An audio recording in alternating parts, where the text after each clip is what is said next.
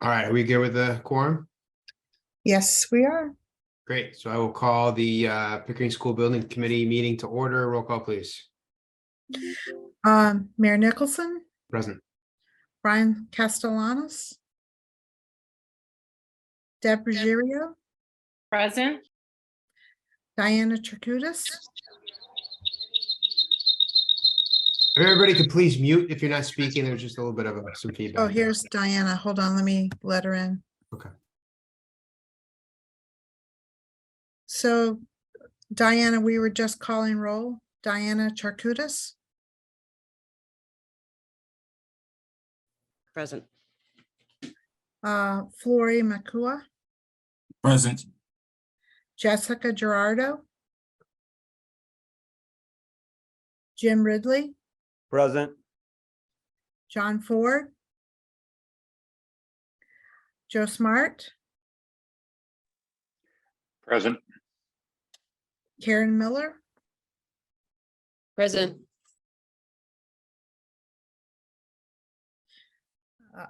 Kevin Ritterhouse, Present. Lauren Drago, Present. Lorraine Gately,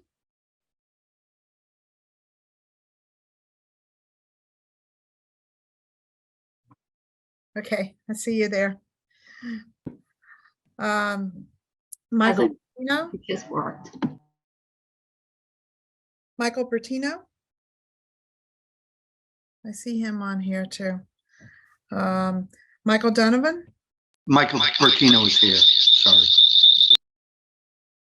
Present. Molly Cohen, Present.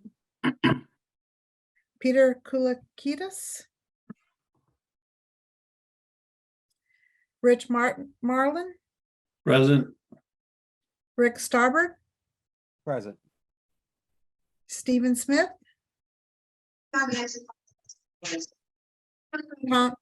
Tom Mannion, Present.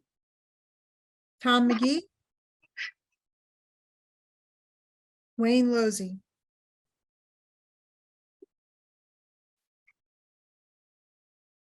Oh, I have Brian Castellanos joining us. Great. Okay, are we ready to get started with the presentation?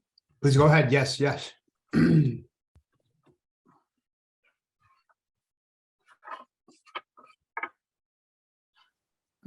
Can people see the screen? Not yet. Sorry, hold on one second.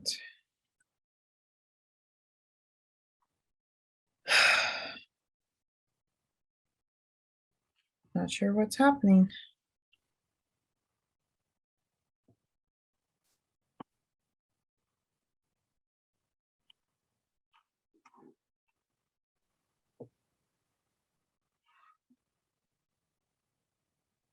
Can you see the screen now?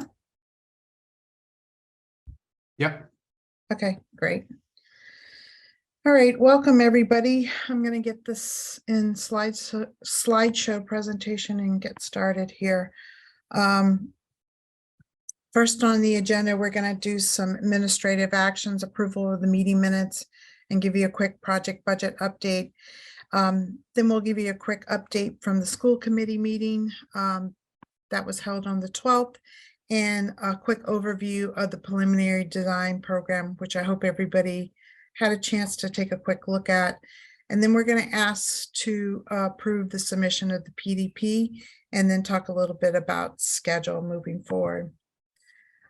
First is approval of the December 21st, 2022 SBC meeting minutes. Motion to approve. Second. Second. All in favor? Aye. Aye. Aye. Aye. Aye. Aye. Opposed? Let's have it. Aye. Thanks. Next, as we complete the preliminary design phase, which is a third of the feasibility study, we're at 18% committed, I mean, it's expended, and 85% committed. In this last round of invoices, we did include committing all of the translation services and printing services under the OPM services line. And here is how that translates in terms of cash flow on the project. We spent $266,861 out of the 1.51 million budget. And then a quick update from the school committee meeting. They did vote to approve a draft of the educational plan that was included in the preliminary design program that we sent out to everyone. And realizing that this is a draft that is going into the MSBA for their input, and it won't be finalized until we get through this next phase called the preferred schematic report, where we evaluate all the alternatives and come down to a final building solution for the project. So at that point, once we have a preferred building solution, we'll be able to finalize the educational plan. We have a couple of slides in this presentation that was shared with the school committee, and RDA will go through that as they give you a quick overview of the PDP.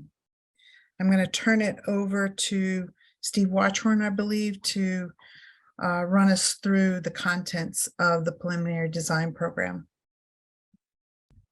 Thanks, Lynn. So what you see here are basically the contents of the preliminary design program as you received it today. This is planned to be submitted to the MSBA on Friday. There's 9 sections to the submittal. As you can see here, each of these bullet points outline them, and we're just going to go through the items in blue today. The items in green are really supporting documentation, which includes, vetting the existing conditions both at the site, at the existing site, as well as the 6 sites that we looked at. Site development requirements. This is really about the program, the things that we looked at as a project team and as a district that made sense for each of the sites, opportunities and challenges that really led to our preliminary evaluation of alternatives. And of course, local actions and approval certifications. That's why we're here before you today, is to get your approval on this submittal. And then the appendix items or statement of interest and other supporting documentation. So the first 2 sections of the PDP submission include the overview and the introduction. These are really, the overview is really an executive summary of the process, the project in general, content, and the summary of our findings and the next steps, whereas the introduction is really background information. It includes the MSBA's board action letter inviting the district to partner with the MSBA. It also contains the project directory, the project schedule, and a capital budget statement. In terms of the capital budget statement, it is a requirement to make a statement in terms of budget by the MSBA in our PDP. And we did do a comparative cost analysis. It's very high level because, as you know, we don't have a design yet. We don't have an exact location on the site. And we're very early in the process. So we went through each of the 6 sites and put together costs for each of them in terms of site development. Since we don't have a preferred building layout yet, we based some of these numbers strictly on cost per square foot. Right now, the total project budget, and this is construction and then all soft costs or all auxiliary costs required to build a project. The costs were coming in between 200.3 to 217.6 million. Again, this is a cost range much higher than anticipated by the city and the project team, but It is a factor of what's happening in the market. Over this past 9 months, there's been a big spike, and the average cost per square foot, and you can find this on MSBA's website, is just over $750 a square foot. I think our project is a little lower than that in terms of cost per square foot, but we are in the same boat with many other communities with dealing with the higher cost. And at the same time, even though MSBA raised their eligible cost per square foot, we're dealing with a lot of caps that the MSBA has placed on various costs in the project. And it's giving us, even though our reimbursement rate is 80%, we're seeing somewhere around half of that in terms of an effective reimbursement rate. We'll talk more about this as we're able to refine the numbers in the next phase when we actually have a design that we can actually put cost to it. But this is a range that we feel that we wouldn't exceed, and we'll be definitely working to get it in a lower cost range as we move forward.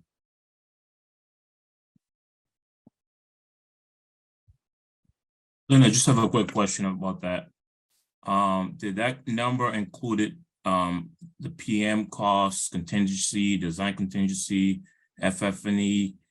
It includes cost? everything, all Okay. costs. Okay, thank you.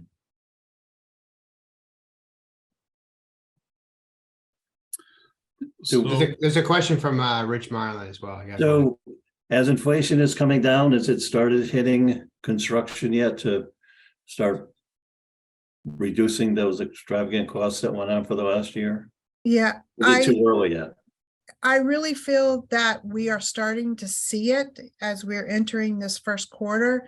We're starting to see inflationary costs come down some, but right now estimators are feeling that they need a little bit more time to see a pattern before we start changing a lot of our perspectives on inflation.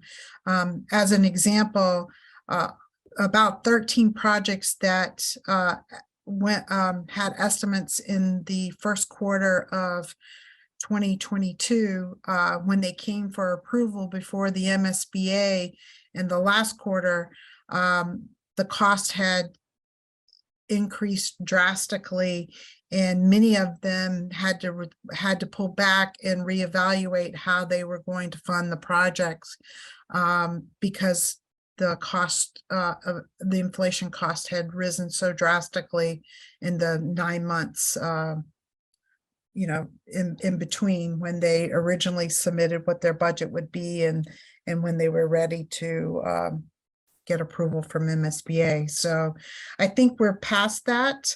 I think we're at a level point and hopefully a declining market, but I think at this point, these are safe numbers because we haven't really seen enough of a trend yet to change our thoughts on inflation.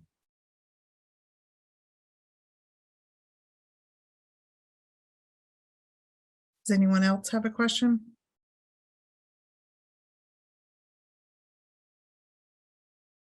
Okay, I'll turn it back to you, Steve. Okay. The next step in the or the next section in the PDP is really about the educational plan. So this is kind of a 3-stage process. It's iterative. It builds upon the previous work, and it starts with like a high-level visioning. So it includes technical components such as the district's core values and beliefs, demographics, class size, curriculum, how you're going to be delivering your educational, your instructional needs in the middle school. And then there's the educational visioning team of community members, staff, personnel, parents. We all got together and drafted what, basically established your community wisdom about what you want to see out of the middle school, thinking about the future, and what values are important. to the future Pickering School. And then incorporate the priority areas of the educational visioning team into the educational program. And what comes out of all of this in a couple slides is the space summary sheet. So I mentioned it was an iterative process. It starts with the high level visioning, and then it gets into educational program and the space summary. Linda, do you want to talk about this, or do you want me to? Well, there was an extensive process that we went through, starting at the end of October and running to the middle of November, where we had several visioning programming meetings with, as you say, all the stakeholders that Steve mentioned. But we also had a community forum visioning session as well to garner input from the community. But all of these visioning sessions translated into the initial space summary, and there were many meetings that occurred after that to try to translate the educational plan into the space summary. I'll let you talk about that, Steve. Sure. So what you're looking at here is kind of developed from an MSBA template. It's MSBA guidelines. This is the space summary, and it documents the physical spaces that's going to support the educational plan, and it defines how it's going to be delivered through size of rooms and quantities. Things that came out of this were, arrangement of clusters, delivery of the SEI and fifth majors, and integration of special ed. So this is a living document. It's been a work in progress. It's still going to be developed as we move into the next phase. It's collaborative with the entire district. And I will say that this has gone through several iterations already. MSBA has a set of guidelines for schools, middle schools, in terms of the spaces required and the sizes of those spaces. And at one point we were quite a bit over those guidelines, and we were able to focus in and narrow it down to still providing the goals of the educational plan, but getting it very close to the MSBA guidelines.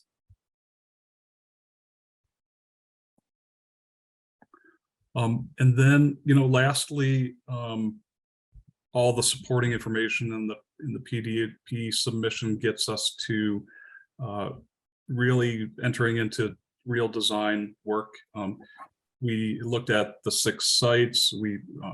Anyone who's been involved in the process along the way, this is the culmination of the work over the past 3 months, just memorializing all the work and the vetting of the 6 sites and how each site may look as we enter the next phase. And we develop further some alternative test fits. We did, along the process, it was sort of identified 3 of the 6 sites to look at further, and it was recommended and approved at the school committee meeting to look at Magnolia Park as the preferred recommended site moving into the next phase.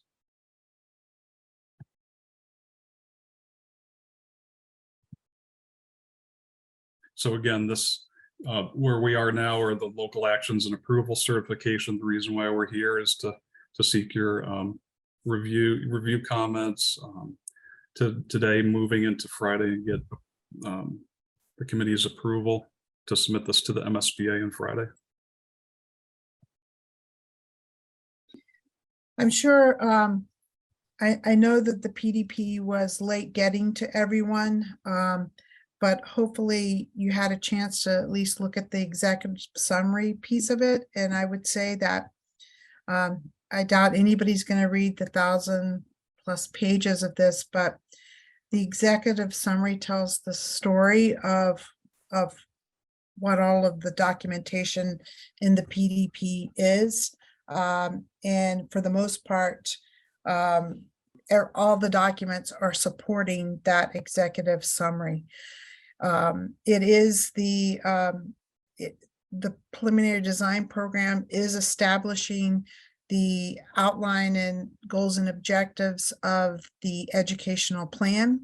Again, we said that it'll get further refinement in the next phase, the preferred schematic report phase, and then also developing the space summary to use as a guideline, and it will also get further developed as we move to the next phase in the preferred schematic report. Those are the two major documents are within the preliminary design program. Everything else is based upon the educational plan and the space summary. And then again, there's a lot of supporting documents such as the existing conditions of the existing school and just a overview of all the sites we looked at and some of the deeds to the properties, some of the other issues in terms of what might we do for redistricting since the enrollment is higher for the new Pickering than the current Pickering, and they're really paragraphs on how we may approach it in the next phases. So this is kind of a guideline to get us through the next phases of the project. So if you look at it from that perspective. So hopefully everybody's had enough of a chance to take a quick look at it and and you've heard about the educational plan to date and the space summary. If everybody is comfortable with voting to approve, that's what we'd like. But before you do that, if anybody has questions, we'd like to answer them. So do you need a motion to approve it? Yes, we do. I would make a motion to approve, and if we had a second, then I guess we can ask all the questions then. Okay. Second on that motion. Motion made and seconded. Discussion. So I actually do have a question, I'm sorry. But so the President's Inflation Reduction Act, there's all types of tax credits that are effective January 1st. The city is now eligible to get direct payments for the first time. And I'm assuming we're going to be designing a green building going into the 21st or whatever century we're in. So does MSBA, is anybody have any guidance as to whether we build this stuff into the school or that we can actually get those tax credits, which would obviously help bring down the city's contribution to what we have to pay? Quite frankly, I know about it and I know a bunch of them. I just don't know how it would work into building a new school. But I know, like, if you're doing solar panels, you can get it. I don't know if you're doing all kinds of insulation and windows and doors, and if that's eligible to get the tax credits, but anyway, does anybody? Well, we will be designing a sustainable building. We are seeking the additional 2% incentives from MSBA in order to exceed mass energy codes by 20%. And we'll be following that process either by utilizing the US GBC LEAD program or the Mass High Performance Schools program. So we will be seeking additional percentage points. However, I will say that Lynn is almost at the 80%, which is the maximum reimbursement rate. So we won't effectively get the 2%. But in terms of the tax credits, we could go out, the city could go after those tax credits. Any tax credits would be available to the city if they pursued them. So these are actually, it's the first time that direct payments are eligible to the municipality. Now, I don't know if we'd be that, or if the contractor would be able to get the tax credits, one or the other. But like I said, if we're putting solar panels up, we may be able to get a 30% reimbursement from the federal government for doing that. And I'm not sure if any of the other windows and all the other things we're going to be putting in are eligible. And so, Mr. Mayor, I'd be glad to work with anybody on your staff to kind of figure out what's available. And I don't think it's been done yet because it's only took effect January 1st of this year. And I'm not sure if MSBA has actually caught up to all the potentials that might be available for cities and towns when they're building schools and taking advantage of this. Yeah, thank you, Rich. I appreciate you flagging that for us, and we will definitely ask the team to look at that, and we'll keep you posted on that as well. But I mean, I think it probably is the kind of thing, if we're obviously right now we're looking at the MSBA construct, but if it's not reflected yet in their procedures, then we'll have to make sure that it works its way into this process. So I appreciate that. Mayor McGee.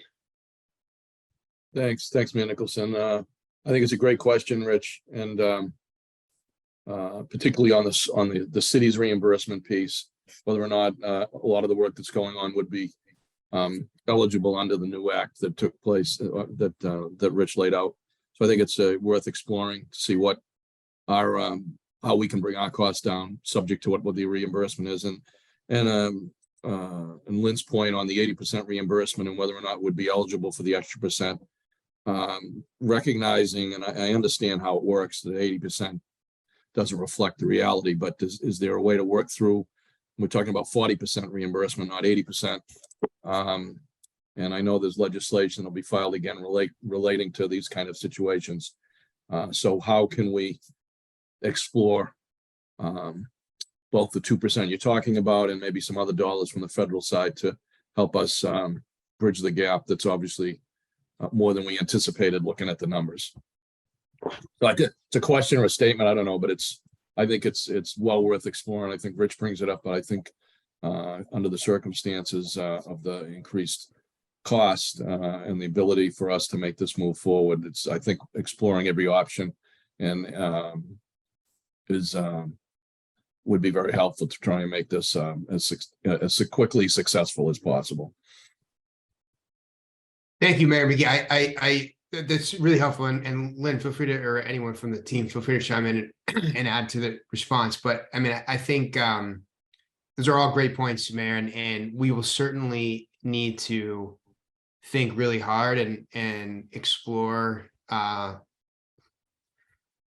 aggressively what our options are around dealing with that initial calculation about the effective reimbursement. You mentioned the legislation that has been filed in the past and will be filed again. As soon as we start to see these numbers come back, we are already in touch with the delegation to preview these issues, and you probably are also aware that there are other communities with MSBA projects that are facing the same issues, and it's really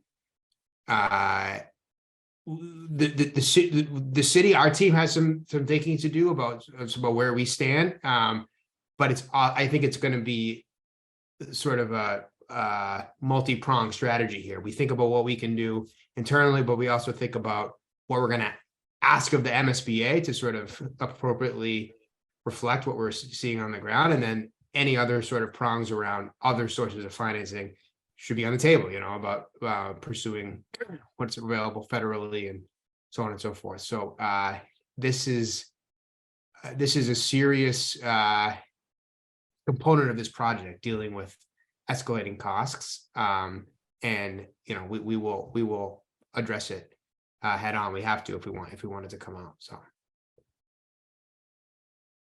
there's a couple other questions. Does anyone from the team want to add anything to that? Yeah, I just want to add, there's also some incentive from the utility company that we can chase that will support the MEP related work, boilers, lightings. There's definitely funding out there as well with the utility company. Right. We Okay, will thank you. definitely be pursuing those refunds. So I just sent from the email we got today, I just put in the White House guidelines for the Inflation Reduction Act to everybody. So whoever's the person who has the skills to go through and then figure out how we can apply it, you should all have it in your email. Thank you. Thank you, Rich. Just, Appreciate just it. a quick follow-up on that. I don't mean to jump in, but I think this is where we can, playing off what Richard's talking about, work with both our congressional and Senate delegation in Washington to see how they can help us. I'm sure there's other communities in the same situation, but that might be, and also, a key piece is engaging them early on to see what the reality is and how we can, be on top of that quickly. Yep, absolutely. That's a good point. School committee member Castellanos, and then Tom Mannion. Thank you, Mayor Nicholson. This is a question around the MIPA review process. Now, are we gonna? What is the timeline for that request for us to be on trajectory, Lynn? Um, submitting Like to what- MIPA, is that what you're Yes. asking? Well, first, before we enter into that process, a land that we're gonna convey to needs to be identified, and that's, the city's in the process of identifying that conveyance. As Okay. soon as we get that, we'll be able to get the process going, the Article 97 process going. We do have we are looking to schedule a preliminary review with MIPA of the project in particular. And I think we're looking to do that in the next couple of weeks. That's excellent, Lynn. So that's why I was wondering to see when that actually is. Like, when do we actually have to come up with that concrete? So, like, when do we have to, like, when's the concrete? Like, what with the city side? When is that deadline? Do we need to have that in before we submit the spring? Well, we need to be within the process. Okay. When we make our submission to the schematic design, we need to be in the process. Our hope is that we will be, by the time we make our schematic design submission and the MSB board votes on it in late October, will be a good way through the process, so that by the time we receive our project funding agreement, the process will be complete. Thank you, Lynn. And I just have maybe an additional perspective. And the site that we selected for just insurance wise for that project, are we going to be purchasing premium liability cost insurance for that? Because if we anticipate greater cost to fix the flood zones, are we going to be able to brace for that? As we talk about funding, are we going to be purchasing, like how are we, sorry, that might not be, I'm a little off on the way I want to frame that, but I'm just concerned about the liability insurance for when we do get the funding. Are we going to make sure that we're covered for any additional deficit that may arise from that project? So we would build that into our request for proposals from, if we go the construction manager route, which I think this is a good candidate. This project is a good candidate for. However, we could do the very same if we went to a design bid build with a general contractor. We could put those insurance limits in there and increase the umbrella policy section of that. The city could also make a decision to carry additional umbrella policy outside the project scope. But typically, since the contractor would be doing the work, we would carry the insurance through them. Thank you, Lynn. Tom? One thing I'd like to address, if we're talking about this new building, and geothermal for heating, cooling, is past, Lynn, is part of the design process. We're here, a brand new building. It's the earth giving us the energy to heat and cool the building, hot water. Just a thought on my end. There must be funds available back, probably through the government, to help out the school, the city with it. We will certainly be looking at that. and we will have a meeting with this group to discuss all of the sustainability opportunities for the project as we move forward, but definitely with the state's new mandate to be fossil fuel free by, I think it's 2035, we will be looking at all those options as we move forward in design. Thank you.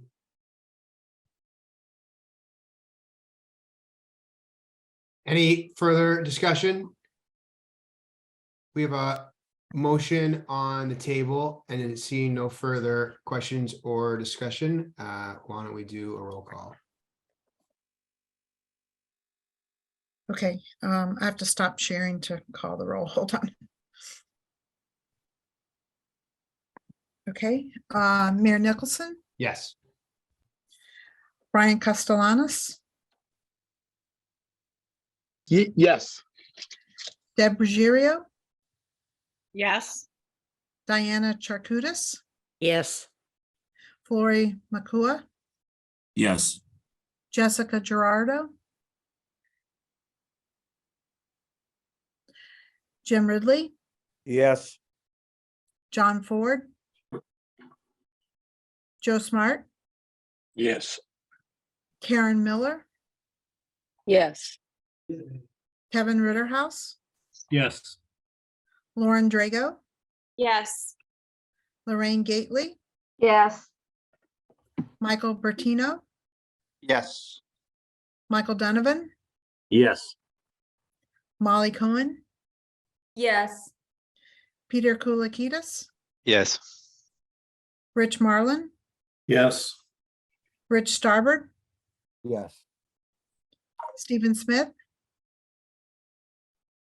Tom Mannion, Yes.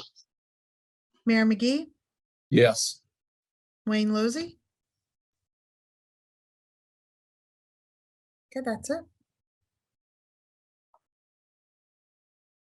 Can go back to the presentation. Mayor Nicholson, can I just make a comment? Yes, please, Secretary Ruggiero. I just want to publicly thank Deputy Superintendent Cohen and Principal Ritterhouse for the countless hours that they put in to the educational plan and meeting with all the different departments to pull that together, as well as school committee member Gately, Jean Raymond, Steve Watchern, Lynn Stapleton, Mike Donovan, who all helped in fine tuning the square footage and space summary and the allocation of space for programming. None of this could have happened without all these people. So I just wanted to publicly thank everyone. And Superintendent, you should include yourself as well. You've done a lot of hard work as well. Thank you very much, Lynn.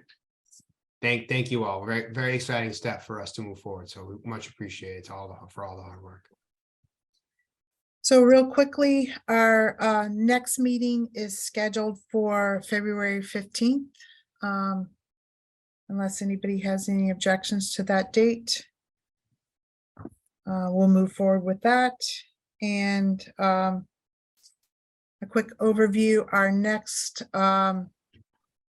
next phase will be the preferred schematic report phase, and we are targeting a April 27th date. I think that's the submission date, or I'm taking that May 5th is the submission date for the preferred schematic report, and this one will have to go before the MSBA Board of Directors, and that will be June 21st of this year.